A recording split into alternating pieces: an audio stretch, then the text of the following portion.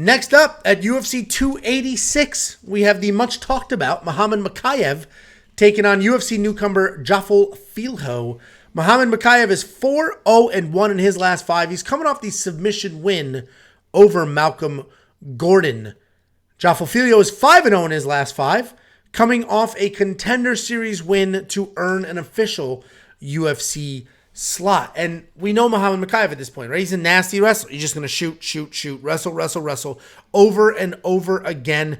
He had a very long amateur career, so even though he only has 8 pro fights, he has a ton of experience. He has 3 fights in the UFC with 18 takedowns.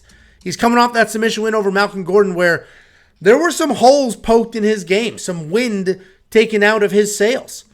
Malcolm Gordon was supposed to blow through that guy, and if you look at Tapology, he did.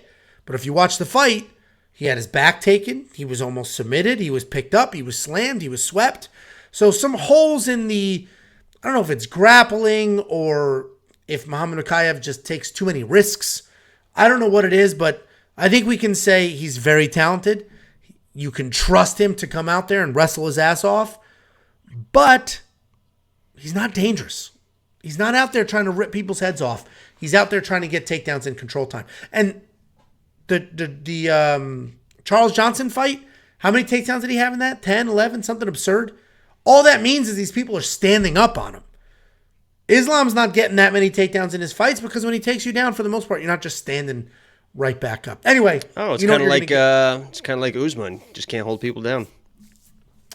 Jafel Filho, very fast-paced guy. He's going to engage in a firefight or look to work takedowns. He can get wild with his striking, but he's fast. He throws heat. His takedown defense is solid.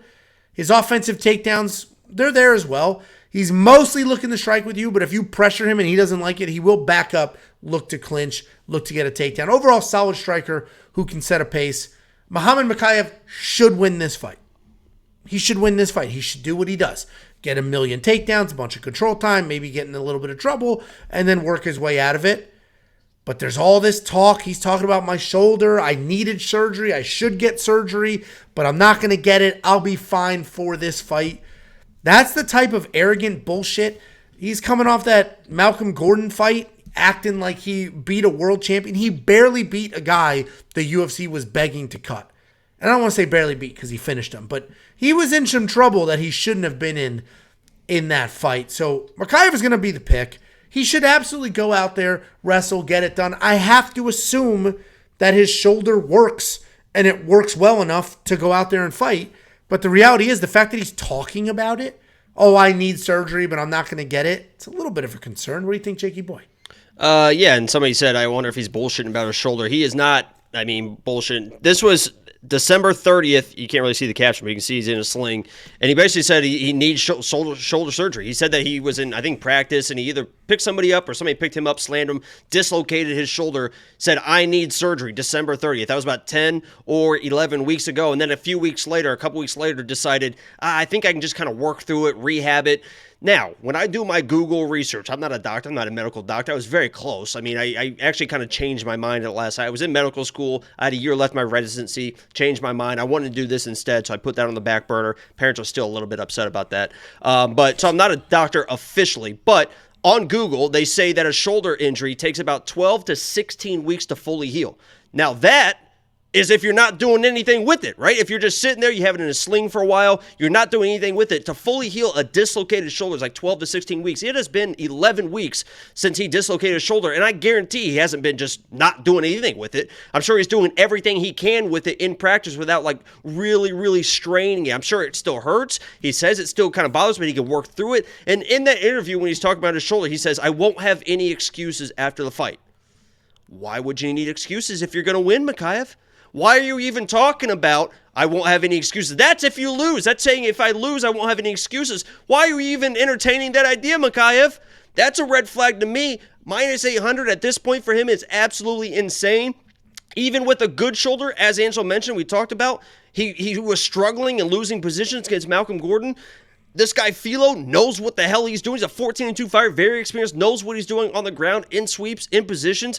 I'm not going to sit here and tell you that Filho's winning or going to win the fight. I think Mokaev should win the fight, but We saw what happened with TJ Dillashaw with a bad shoulder. A bad shoulder when you're a striker, I don't think it matters as much because you can kind of hide it. You have other tools. You have your legs. You can throw kicks. You can throw different combinations. You can do different things. When you're wrestling, and correct me if I'm wrong, Angelo, without a shoulder to be able to post and do all this stuff, I feel like it would be a detriment if he has any sort of injury with his shoulder. He should win, but Jesus Christ, I wouldn't put him in a fucking thing this week. I agree, and he's not even, we talked about it, right? The reason he gets so many takedowns, he's not really a control guy. So it's not even like he just has to grit through, get the takedown, and then from there he's good. He hasn't been just Chimaeving everyone. Like Chimaev came in and just absolutely dominated the first 4 or 5 people that he fought. Mokaev did that in the first fight, but ever since then it's been like, okay, what's going on here? He was taken down in the first fight. Yeah. He got the submission, but he was taken down against Cody Durden, right? I can't remember. I forget who it was, but he was taken down. And listen, Muhammad Mokaev should win. Don't take this the warning as we're picking Jafel Filho. We both very much think Muhammad Mokaev is going to win this fight. The alarms and red flags raised about his shoulder are the reason that we're just going to stay away. The odds aren't great anymore anyway, or never were. And the shoulder stuff is concerning. So Muhammad Mokaev is not in the safety parlay, even though he's such a tremendous favorite, because there's way more risk than value. There just is. I can't believe the odds didn't move on that news. I literally can't believe it. I mean, that is literally like people are talking about it in the chat and stuff. I know somebody that's had shoulder injuries. Those things take forever. I mean, you just saw Jiri had shoulder surgery. Took a year off because that's how long it takes to recover from shoulder surgery and stuff like that. Now, he didn't have surgery, but it might even be worse because he didn't. So, yeah, I mean, and obviously there's levels to all of this. Could have just, not every shoulder injury is equal, right? TJ Dillashaw's is like, I mean, he literally made the post of, I dislocated, I need surgery. Yes. So. No, listen, I hear you. And we're on the same side. I still think Muhammad Mokaev wins this fight because, frankly, if it was that bad, he wouldn't fight. He has management. He's a giant prospect. Like, they're building him up the right way. And if he was, like, in bad pain and wasn't training, somebody would likely be in his ear and be like, dude, don't do it. There's a lot of these people have a lot of yes men around them. Yeah. I'm sure you know that as well. I mean, you're right, but his level's a little different, right? Like, he's supposed to be a big deal. So. Anyway, I mean, I would hope so. So. Because I don't think anyone wants him to lose. He's a fun guy. He's a fun prospect, so. No, I don't want him to lose either. Yeah, exactly. I want him to continue to go out there and win. It'd be fun. I don't want him to come in with a bum shoulder and get steamrolled. I mean, that's no fun for anyone. So I hope he's okay. I completely agree. If he loses, you want him to lose like if Malcolm Gordon sucked that up. You don't want him to TJ Dillashaw lose because then you hate his guts. And after that TJ Dillashaw news of, my shoulder was hurt, this, that, the other thing, that's what started the downward spiral of not being able to bet on UFC in some places. Right. James Krause put the nail in that coffin. I'm surprised Muhammad Mokaev is like discussing this open. Why would you say that?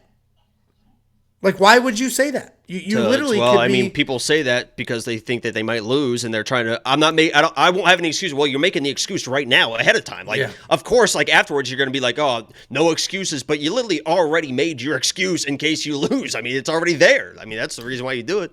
No, I hear it. Listen, he's a minus 800 favorite for a reason. His wrestling is very dominant. His jiu-jitsu is very good. He should be able to get the takedowns, avoid any submission attempts, and just do that for 15 minutes or so. Muhammad Mokaev should absolutely win this fight. He's the favorite for a reason.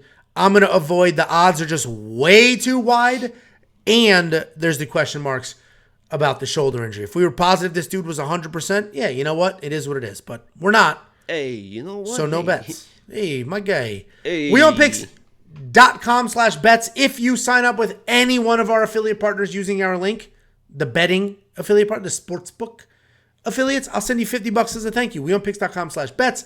Click the link, sign up, make a deposit. I will send you $50 as a thank you, and you can then take those $50 and become a premium member. It's only $10 a month.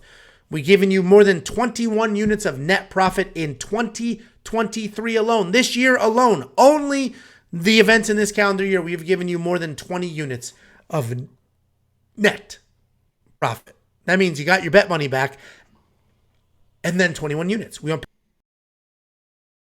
for all the things. what in the world happened there? That scared me. I don't know. But Jesus out of me. I thought we were done. Luckily, it was during a transition. Can you check is the YouTube live stream still up? Oh, I pray to God. If it's not, I'm going to whip this dick out.